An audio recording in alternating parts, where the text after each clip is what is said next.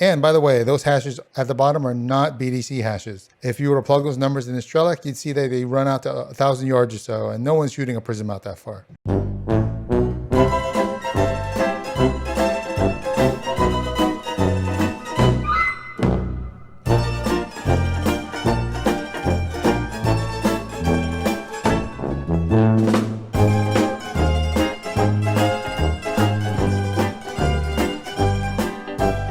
Hi everyone, it's your boy Fresh.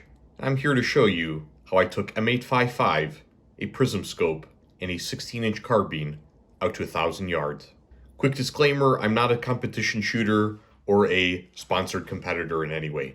I'm just a regular hobbyist who likes to take information and share it with my audience. First of all, do I have footage of the shot in particular? No, not really. The reason I don't really have footage is because I didn't expect to go to the range to actually go ahead and do it. This was something that was done on the fly.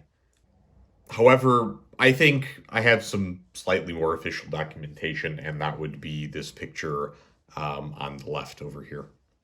Though such a shot was unplanned at the time, you can't say that there wasn't some kind of preparation that goes into performing the shot itself. Coming from conventional rifle shooting for quite a bit, the first thing I typically do when it comes to shooting at extended distances is to chronograph the particular load out of the barrel that I have. In this case, the load I used was the Winchester USA Valor Series M855 green tip. The best way that I can describe M855 is a 62 grain bullet out of a 223 case at pressures at about 60 to 62,000 psi, coming out of the barrel at about 3,000 feet per second. Likely this is chronographed on average out of an 18 to 20 inch barrel. When I chronographed these out of my 16-inch 1-in-7 4150 Ballistic Advantage or Aero branded barrel, I got an average velocity of 2975 feet per second. My SDs were about average for mil-spec ammo, about 25 to 30 feet per second. The next step was to do a zero on the rifle itself. The scope I ended up using is a 5X prism scope, something I reviewed in the video link shown here. This is the Vortex Spitfire 5X. The carbine itself here is just a regular, plain vanilla Aero Precision on an Anderson lower. The product instructions recommend a zero of 50 yards, which is what I did with this particular load. The next thing that you would do to assess accuracy is to go to about 100 yards. This would be about the conventional distance, which you would probably take an AR-15, and shoot a couple of groups. Ideally, the sample size of your group should be as large as possible. If you look at 9-hole reviews, the reason the name comes about is that they assess the battle accuracy of a rifle through 9 shots versus the conventional 5. However, I did 5 here to conserve ammo. I get about 1.5 inches out of this particular carbine. After getting an initial accuracy assessment, you may end up with getting an idea of your holds for your BDC. In this case, I use stray lock, and this is what my holds end up looking a lot at this zero with this particular load. In order for my zero at 50 yards to be made legitimate, it has to be trued at a much longer distance, preferably at one of the BDC points mentioned. So in this case, I got access to a 300-yard range and started using the BDC. I took about 3 shots off of my Armageddon Game Changer bag and went out during ceasefire to check out where my impacts landed. I was about 5 inches low and 2 inches to the right. For the Vortex 5X, at best this is about a click to try and get me back onto center. Due to the coarseness of the clicks, I got about 2 of them to try and get me back up to center at 300 yards. 3 more shots and I'm within about an inch of center. In this case, I thought it was about good enough for my upcoming trip out west. About a week later, I head out to the long-range portion of the facility that I go to in order to test out my BDC. Since in this case, I'm back up to about 5,500 feet, I need to make an adjustment to the BDC itself. Most of these holds end up moving 30 to 50 yards.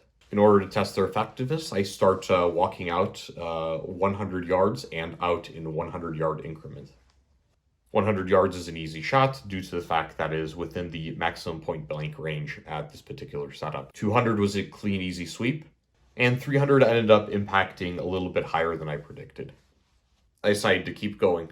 At 400 yards, it impacted about at the right edge of the plate. Likely this was a pulled shot for me. At 500 yards, I decided to hold a little bit for wind. The average wind speed here at this time of year is about 5 miles per hour.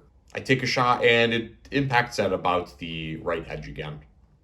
I get to about 600 yards and this is where the trouble starts for me. Whether this be my exuberance in firing, not letting the barrel cool, or just overall lack of concentration at the time being at the beginning of the session, I end up missing the 600-yard target quite a bit. After about 6 shots, I decide to take a break from the carbine for a little bit.